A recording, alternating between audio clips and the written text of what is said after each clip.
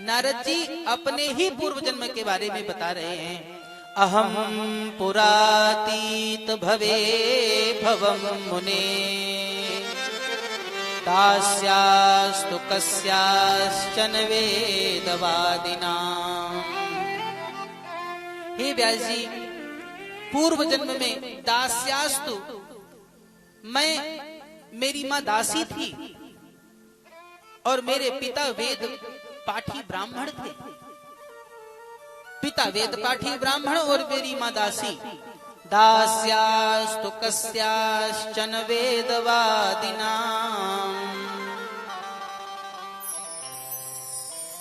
ब्राह्मण और दासी के गर्भ से उत्पन्न मैं, मेरे जन्मते ही पिता नहीं रहे और मां मुझ छोटे से बच्चे को लेकर के इधर उधर भटकती रही। मेरी मां सोचती कि कहीं भोजन मिल जाता तो वहीं सेवा करने लग जाती, लेकिन अकेली स्त्री को भला शरण भी कौन देता है। नारद जी ने कहा कि मेरी मां भटकते हुए मुझे लेकर के महात्माओं के आश्रम पहुंच गई और महात्माओं के चरण पकड़ करके रोई। उसने कहा कि महाराज, मैं आपकी सेवा करूंगी, आश्रम में सफाई करूंगी, जंगल से लकड़ियां बीन करके लाऊंगी, गौशाला में गायों की सेवा करूंगी महाराज, बस उसके बदले में मुझे और मेरे बालक को भोजन प्राप्त हो जाए, बस यही चाहती हूँ।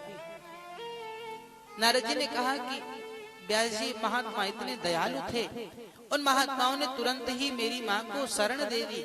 मेरी माँ से कहा कि जाओ जाओ, जहाँ हमारी पत्नियां रहती हैं वहां जाकर के रहो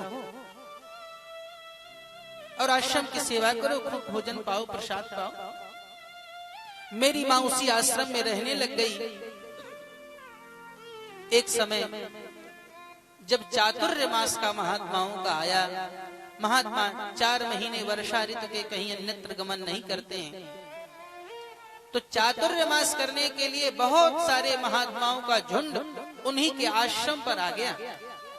नारद जी ने कहा कि बहुत महात्मा आकर के इकट्ठा हुए और चातुर्य मास व्रत का जो नियम है कि महात्मा सुबह से लेकर के संध्या वंदन, स्नान, ध्यान, पूजन, संकीर्तन, भजन और भगवान की अन्यान्य लीला कथा कहा करते थे और संध्या के समय भोजन करते थे महात्मा।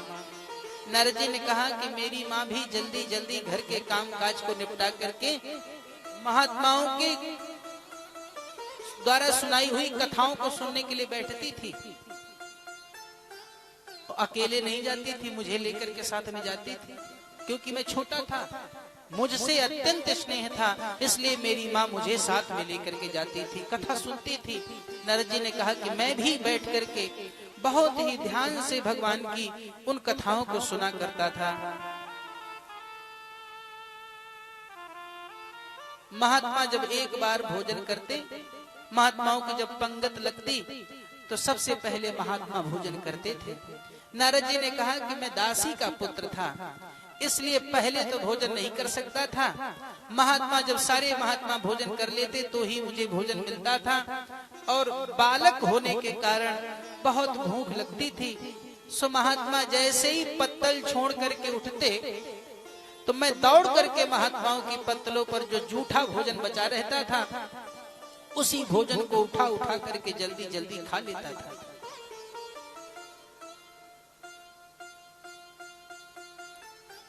नारद जी ने कहा कि एक दिन ऐसा भी आया कि जब महात्माओं के 4 महीने पूरे हो गए, 4 महीने पूरे करके वो महात्मा अपने अपने आश्रम के लिए जाने लग गए, तो नारद जी ने कहा कि मेरा मन नहीं लगा। मुझे लगा कि मैं तो भगवान की कथा सुनने का आदी हो गया हूँ, अभ्यास हो गया है, स्वभाव हो गया है। तो नारद जी उन महात्माओं के पास जाकर के रोने लग गए, चरण पकड़ लिए, महाराज अपने साथ हमको लेते चलिए, जहां आप जाएंगे वहीं हम भी चलेंगे, साथ में रहेंगे, सेवा करेंगे आपकी। महात्माओं ने सोचा कि ठीक है, अगर साथ चलना चाहता है तो अच्छी बात है, लेकिन जैसे मेरी माँ को पता चला कि मैं महात्माओं के साथ जाना चाहता हूँ तो मेरी माँ महात्माओं के पास एकांत में गई और रोने लगी।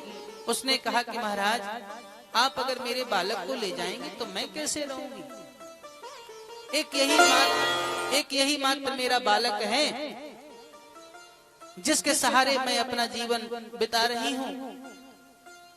आप इस बालक को हमारे न ले जाएं। महात्माओं ने कहा कि ठीक है, आप चिंता मत करो, हम आपके बालक को नहीं ले जाएंगे। नारद जी ने कहा कि व्यास जी मैं इतना रोया, इतना चिल्लाया, महाराज प्राण छूट जाएंगे अगर आप अपने साथ लेकर के नहीं गए। उन महात्माओं ने कहा कि सुनो बालक, जब तक तुम्हारी माँ जीवित है इस पृथ्वी पर, तब तक तो हमारे साथ नहीं आ सकते। जिस दिन तुम्हारी माँ की मृत्यु हो जाए उस दिन तुम माँ को छोड़ करके, माँ का संस्कार करके तुम हमारे पास चले आना। नारद जी ने कहा कि तब तक मैं जीवित कैसे रहूंगा, कोई उपाय तो बताओ। महात्माओं ने कहा कि हे नारद जी, मैं एक मंत्र बता देता हूं, उसी मंत्र का जप करना। महात्माओं ने श्री नारद जी को 12 मंत्र दिया। ओम नमो भगवते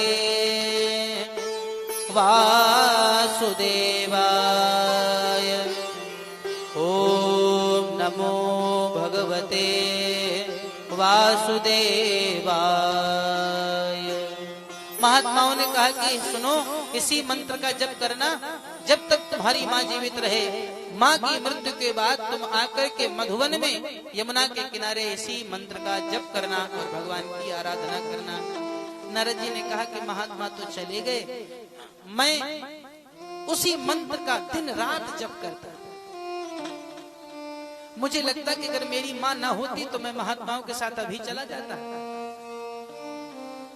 ये महात्मा बाधा बन गए,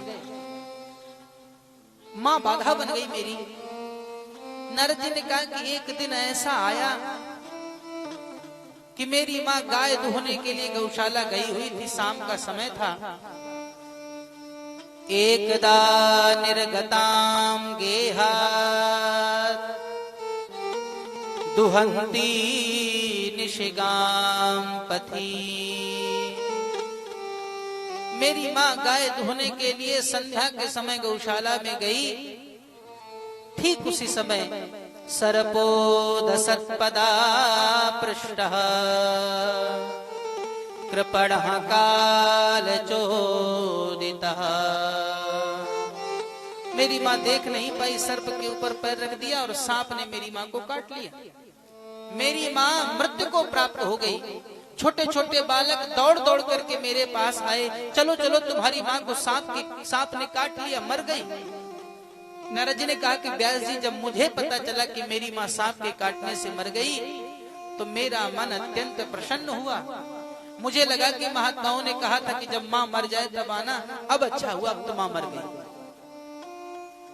नारद जी ने कहा कि लेकिन मैंने सोचा कि अगर मैं ऐसे ही प्रसन्न रहा तो संसार के लोग कहेंगे कि देखो कैसा बालक है, माँ मर गई लेकिन इसको तनिक भी कष्ट नहीं है। तो नारद जी ने कहा कि मैंने संसार वालों को दिखाने के लिए बड़ी जोर जोर से रोना शुरू कर दिया माँ के सामने, और जैसे तैसे मैं अपनी माँ का संस्कार करके महात्माओं के बताए हुए स्थान मधुपुरी में यमुना के किनारे चला गया और वहां जाकर के मैंने उसी 12 मंत्र का जप किया। ओम नमो भगवते वासुदेवाय, ओम नमो भगवते वासुदेवाय।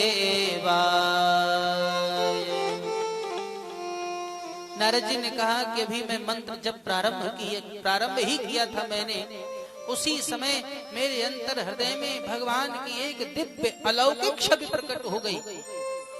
भगवान शंख चक्र गदा पद्म लिए हुए थे और मैं अंतर मन की आंखों से जैसे ही भगवान के उस दिव्य स्वरूप को निहारता देखता कि एक ही क्षण में भगवान की वह अलौकिक छवि अदृश्य हो गई, गायब हो गई। नारद जी ने कहा कि व्यास जी, मेरा मन छटपटाने लगा, मैं पागल हो गया भगवान की उस छवि को देखने के लिए। तो आकाशवाणी हुई कि अरे बालक, जितना भी भगवत दर्शन हुआ वो बस उतना ही इस जन्म में था, अब भगवान का दर्शन इस जन्म में नहीं अगले जन्म में होगा। नारद जी ने कहा कि व्यास जी, ऐसा लगा कि जैसे प्राण निकल रहे हैं। मैं उस भगवान की छवि को देखना चाहता था, मानो भगवान नारायण ने अपने रूप रस की जो चटनी है वो चटा दी, स्वाद चखा दिया, जिससे मैं उन परमात्मा को पाने के लिए और बेचैन हो जाऊं, व्याकुल हो जाऊं।